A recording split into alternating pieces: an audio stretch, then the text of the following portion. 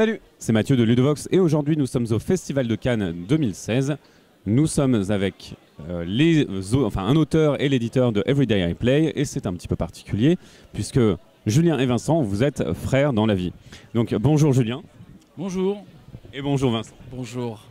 Est-ce que tout d'abord ce festival qui a commencé hier se passe bien pour vous? Ça se passe très bien. Oui. Est-ce que vous avez du monde? Alors beaucoup d'intérêt pour le jeu. Visuellement, on a beaucoup de gens qui s'arrêtent, qui nous disent c'est quoi, c'est joli. En fait, beaucoup de professionnels, donc ça c'est plutôt bien. On a eu la chance d'avoir pas mal de playtests. Alors le jeu est aujourd'hui assez avancé et ça se voit, les retours sont vraiment très positifs. Donc c'est rassurant qu'après tout ce chemin, on en est là. Julien, est-ce que tu peux nous dire de quoi ça parle? Alors, c'est Viking Gone Wild, c'est à la base un jeu vidéo sur tablette, Facebook, mobile, etc. Un peu dans la lignée d'un Clash of Clans, c'est-à-dire qu'on va construire une ville et attaquer les autres villages des autres joueurs. Et donc là, le concept du board game, c'est un jeu, c'est pareil, on va construire son village pour pouvoir attaquer les villages des autres et prouver à Odin qu'on est le meilleur en gagnant des points de victoire. Tout simplement. Donc, c'est un jeu à points de victoire. Ici, on a une piste de points de victoire avec des étapes. Alors, je ne sais pas à quoi elles servent. Tu nous expliqueras à quoi elles servent plus tard. Donc, c'est un prototype encore ou c'est une version finie? Ouais, c'est un prototype.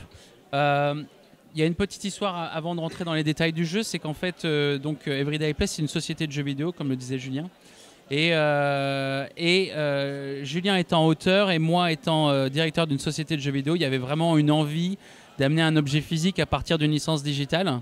Vikings Gone Wild en fait a plus de 3 millions de joueurs en ligne, donc c'est une grosse licence avec beaucoup de joueurs encore actifs. Et donc on voulait vraiment que le jeu de plateau et le jeu de société soient un parallèle le plus fidèle, merci beaucoup, avec le jeu en ligne. Donc voilà, c'est en fait une mécanique de deck builder.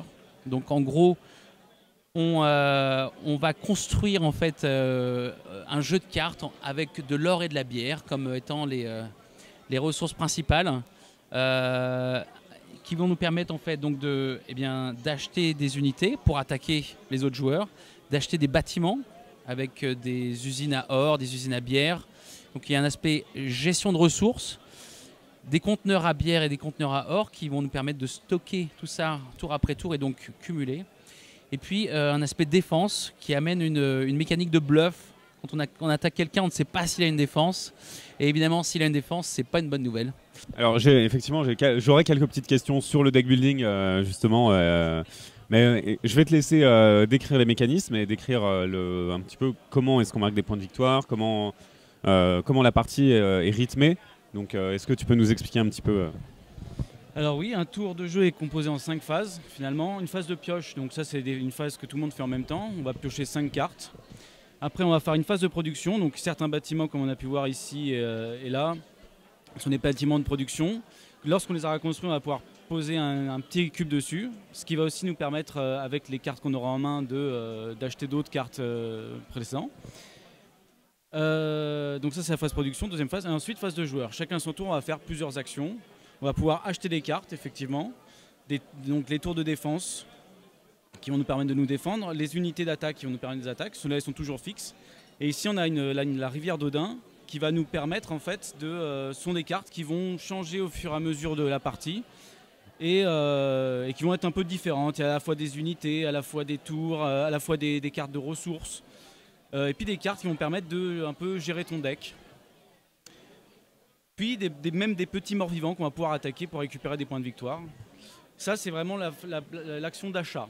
Ensuite il y a l'action de construction de bâtiments, donc on va pouvoir construire des bâtiments pareils. Donc ces bâtiments là par contre, comparés à ces cartes là, ce sont des bâtiments fixes qui vont rester devant toi et qui vont agir à chaque tour en permanence. Donc comme il a dit, il y a des bâtiments de production, des bâtiments de stockage. Et il va y avoir des bâtiments, par exemple là, la taverne, qui va permettre de piocher une carte de plus à la phase de pioche. Le dracar qui va te permettre de garder une carte, parce qu'à la fin du tour, on va devoir défausser toutes ces cartes. Le dracar va te permettre de garder une carte qui n'entre pas en compte sur les cartes que tu piocheras en plus. Ça, c'est pour ce qu'on peut faire. Ensuite, il y a des petites options qu'on va pouvoir faire échanger des ors contre de la bière, etc. Et ensuite, le plus gros finalement du jeu, ça va être d'aller attaquer les autres joueurs. Alors l'attaque, c'est très simple. En haut on va attaquer, on ne va pas attaquer finalement les points de vie d'un joueur, on va attaquer son village. Et donc en haut à droite, en haut à gauche pardon, de la carte, il y a la valeur de défense. Et pour réussir une attaque, il faut que l'attaque soit égale ou supérieure à la défense. Par exemple, là, je peux faire un petit exemple. Là, j'ai mon archer qui a une force de 2, qui attaque une brasserie qui a une résistance de 1. Donc mon archer réussit. À ce moment-là, je vais poser sur la carte un jeton dégâts et qui va me permettre, grâce à un petit tableau qu'on a ici, qui va me permettre de compter les points de victoire à la fin de mon attaque. Plus j'ai de petits marqueurs, plus je gagne de points de victoire. C'est exponentiel. Alors j'ai une question parce que là sur certains bâtiments il y a des récompenses. Alors j'imagine que en fait quand on détruit ce bâtiment qui est un petit peu difficile à détruire, on va gagner des ressources ou alors des points de victoire carrément si on détruit le Drakkar. C'est ça? Exactement. Alors c'est pas le terme détruit un peu mauvais parce que lorsque ce jeton est dessus, il ne va pas détruire, on va pouvoir continuer à l'utiliser. Le joueur va pouvoir quand même l'utiliser. Par contre, effectivement, par exemple là, le conteneur, les deux conteneurs, on va pouvoir voler un cube, une ressource du conteneur à un joueur. Par exemple celui-là. Et là, effectivement, c'est des points de victoire supplémentaires. Ensuite, je vais montrer aussi cela. Donc ça, tous les joueurs ont ces cartes-là. Ce sont les hôtels de ville, c'est notre base. Qui, au début, nous limite à 5 bâtiments en construction. Lorsqu'on paye 5 ors, on va pouvoir passer l'hôtel de ville au niveau 2. Et à ce moment-là, on a un maximum 8 buildings. Pareil, pour 7 ors, hop, tu vas pouvoir passer au niveau 3. Et là, le fait de construire le niveau 3 nous permet de gagner immédiatement 5 points de victoire. Et je vois que la récompense, du coup, on a ce petit symbole dont je parlais qui était un petit peu étrange, que je vois à 5, 12, 20. Et c'est tout. Est-ce que tu peux nous en parler? Effectivement, ce sont les faveurs divines. Ce sont les cartes qui sont ici, les cartes les plus fortes du jeu. Elles ne s'achètent pas, elles se méritent. Odin te les donne en les méritant. Donc, lorsqu'un joueur arrive à 5 ou dépasse 5, 12 ou 20 points de victoire, il va pouvoir tirer une carte et choisir une des 3 pour son deck. La carte qu'il aura choisie sera remplacée par celle-là et puis on va passer. Tous les joueurs peuvent gagner en passant ici. C'est pas le premier arrivé, c'est vraiment tous les joueurs peuvent. Par contre, effectivement, avec les hôtels de ville de niveau 2 et l'hôtel de ville de niveau 3, on peut gagner en bonus une autre carte faveur divine. D'accord, effectivement, du coup ça permet d'avoir vraiment de la personnalité et de choisir parmi finalement trois choses assez intéressantes. Du coup, cette rivière, là, il y a des flèches, je vois qu'il y a une pile de défauts, c'est ce qu'elle avance. Est-ce qu'on détruit les cartes qui n'ont pas été achetées? Absolument, oui, complètement. Je continue. Donc du coup, effectivement, quand tu achètes une carte, par exemple là, on va tout de suite décaler le deck et on va en rajouter une nouvelle. Et à la phase de fin de tour, donc la toute dernière phase, lorsque tout le monde a joué, etc., avant de recommencer un nouveau tour, la carte la plus à droite, elle sera défaussée. On va tout décaler ces cartes-là pour que la rivière puisse continuellement rapporter des choses. J'ai une autre question par rapport à ces bonus ici. Donc, est-ce que c'est des bonus comme des achievements dans un jeu vidéo? Est-ce que c'est quelque chose qui se déclenche automatiquement dès que, par exemple, on a construit... Ah non, c'est de la fin de partie? Alors, il y a deux choses. Donc ça, c'est les bonus de fin de partie. Il y a 10 cartes en tout, et on n'en mettra que 4 à chaque partie, qui va changer complètement toutes les stratégies, qui va complètement changer les parties. Donc là, par exemple, c'est le joueur qui a le plus de bâtiments gagne 6 points de victoire. C'est vraiment ces 4-là, on va les faire vraiment lorsqu'on aura atteint ou dépassé les 30 points de victoire. On comptera ces points. Donc celui qui finit n'est pas forcément celui qui gagne. C'est important à savoir. Ensuite, par contre, chaque joueur, on va avoir devant soi, sur le plateau, je vais mettre là, des cartes missions, comme ceci. Et là, c'est des petits objectifs personnels. Si je remplis l'objectif, je peux en faire qu'une seule fois par tour, mais si je remplis l'objectif, je gagne des points de victoire. Ok, du coup, ça va driver nos stratégies. D'accord. Et là, donc, chaque objectif va faire 6 points de victoire. Si on a une partie qui se finit à 30 points, ça veut dire que ça fait quand même, et qu'après ça va un petit peu au-delà, ça va faire quand même pas mal de points, ça fait 1/5 des points, c'est quand même c'est intéressant. Voilà, donc on ne peut pas avoir une stratégie à court terme juste d'attaque ou de mission, qui sont vraiment les deux manière principale de faire des points de victoire pendant la partie pour arriver à 30 points. Mais il y a vraiment une gestion de fond qui, en fonction de cet objectif, on va devoir investir voilà, dans des cartes de défense pour avoir ces 6 points-là. Penser à stocker de l'or pour gagner ces 6 points-là, acheter un maximum de ces trucs-là, ce qui donne vraiment un renouveau et voilà, il y a une grosse rejouabilité par rapport à ça parce que ça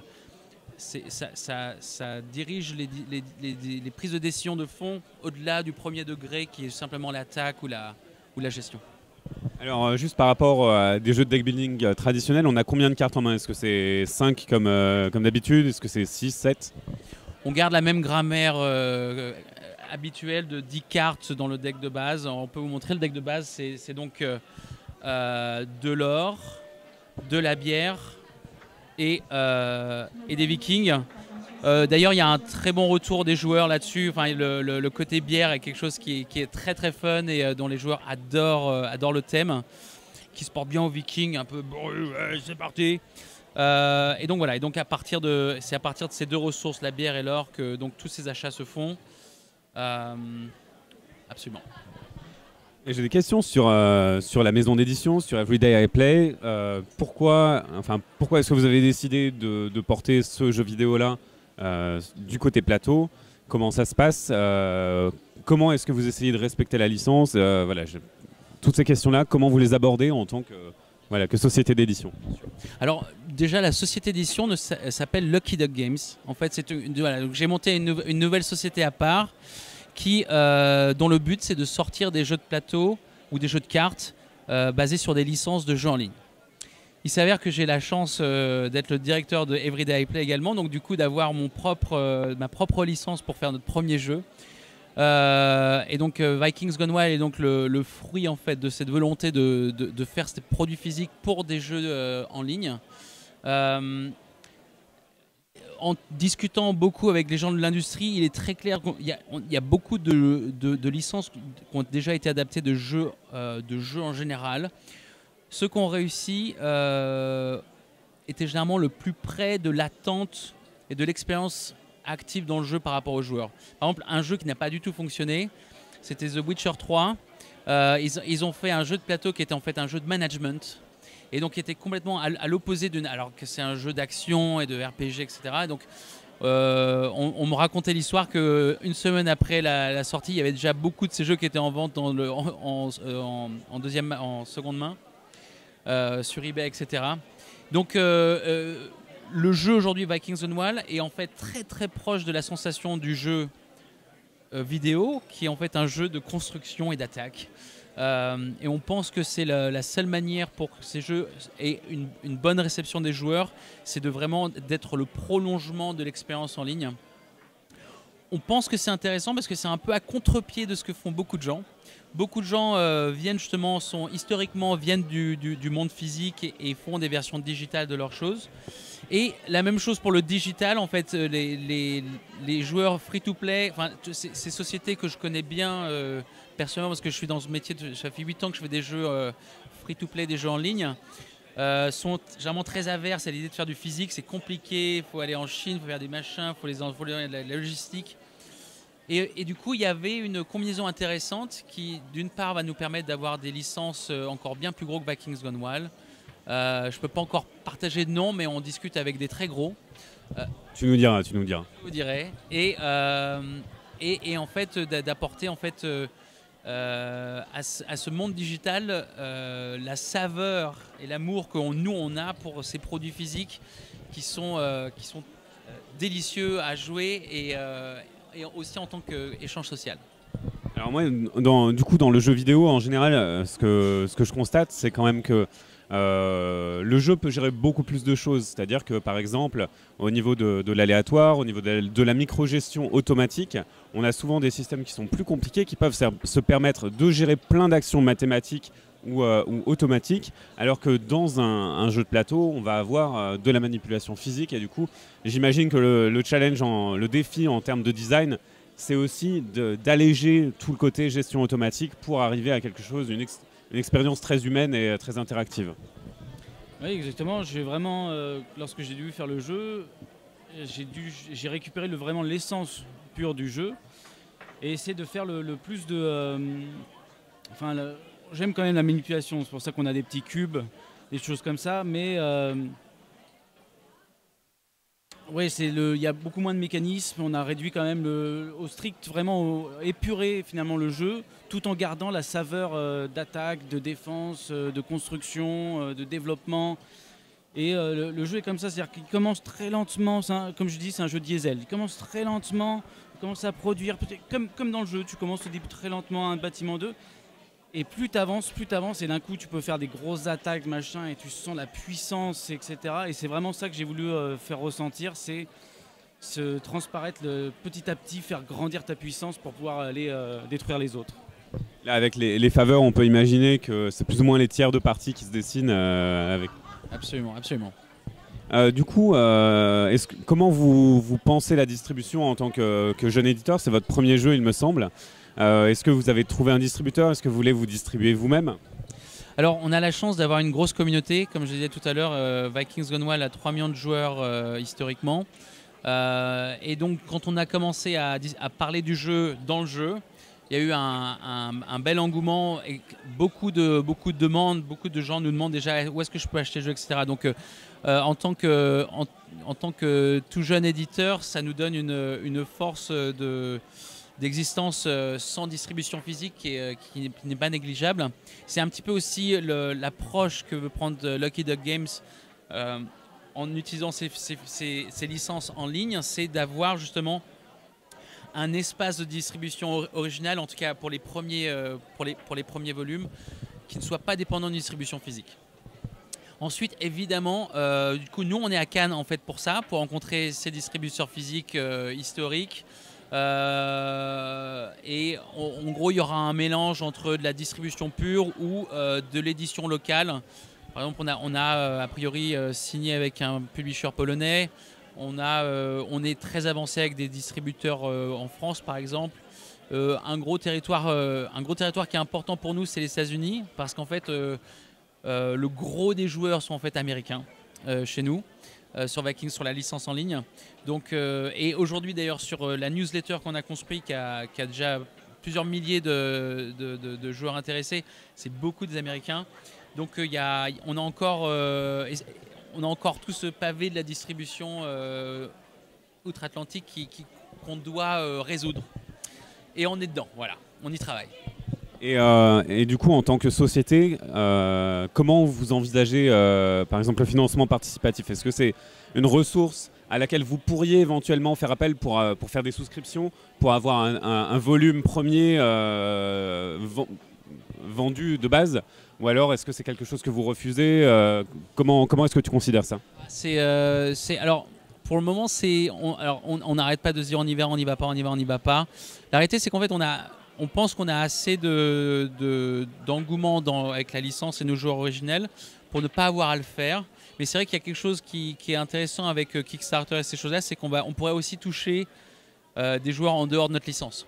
Des amoureux du deck builder, ou des joueurs un peu plus avancés ou éduqués. Là-dessus, c'est pas encore clair. C'est possible, mais il n'y a pas encore de décision qui a été prise. Ni oui ni non. Ni oui ni non, malheureusement, je n'ai pas de réponse à celle-là. C'est parfait. Est-ce que vous avez une date à laquelle vous aimeriez sortir Vikings Gone Wild? Alors là, en fait, on est dans la phase juste d'optimisation du coût de la boîte. Là, le plateau tel qu'il est maintenant, par rapport aux discussions qu'on a avec des distributeurs, le place au-dessus des 40 €. Et donc, du coup, on est maintenant juste dans l'optimisation des composants. Mais donc on est très avancé, on sait exactement combien cette boîte coûterait, on est capable de faire une commande demain matin. Donc du coup on pense que d'ici 2 mois on appuie sur le bouton de l'impression et donc ça veut dire que 2 mois plus tard a priori le jeu, donc on parle de milieu de cette année quoi. Ah, et ben écoute, on a hâte d'y jouer. D'ailleurs, c'est marrant, vous parlez de communauté américaine et c'est vrai que le proto est en anglais. Donc j'imagine que vous avez dû peut-être le faire tester outre-Atlantique. Absolument. Alors, Everyday I Play en fait est basé en Pologne et donc toute son équipe travaille et parle en anglais. Le gros de la communauté est anglophone, donc du coup ça faisait sens en fait de sortir que notre première série sera anglophone de toute façon. parce que la communauté, le gros de la communauté de notre jeu est anglophone. Donc voilà, ce qui est d'ailleurs pas un mal, hein, ça fonctionne très bien, mais c'est vrai que c'est une des choses, on le retrouve aussi dans le jeu vidéo finalement, hein, c'est que j'ai le mot anglais, la localisation, la traduction, pardon. Ça se dit en français. La traduction est assez importante parce que c'est vrai que ce sont des jeux très locaux. On joue en français, on joue en polonais, on joue en anglais. Par exemple, je ne trouve pas de boîte en anglais sur ce salon. Je vais vous demander des boîtes en anglais. Non, c'est que du français. Et parce que ce sont des jeux qui sont vendus localement. Donc par rapport à notre première série, ça sera de l'anglais, mais évidemment, on a une version française et a priori une version polonaise du jeu pour le moment. Et on discute avec des Allemands, on discute avec des publishers locaux pour les versions locales. Voilà. Ok, ben Julien, Vincent, merci beaucoup. On espère que Vikings Gone Wild fera fureur sur le salon. Ça serait cool. En tout cas, moi, les jeux deck building, c'est un peu mon truc, donc ça me parle. Bon, bah écoutez, merci, bon après-midi, et puis on se dit à bientôt sur Ludovox. Merci beaucoup. Merci beaucoup. Oui. Allez, ciao.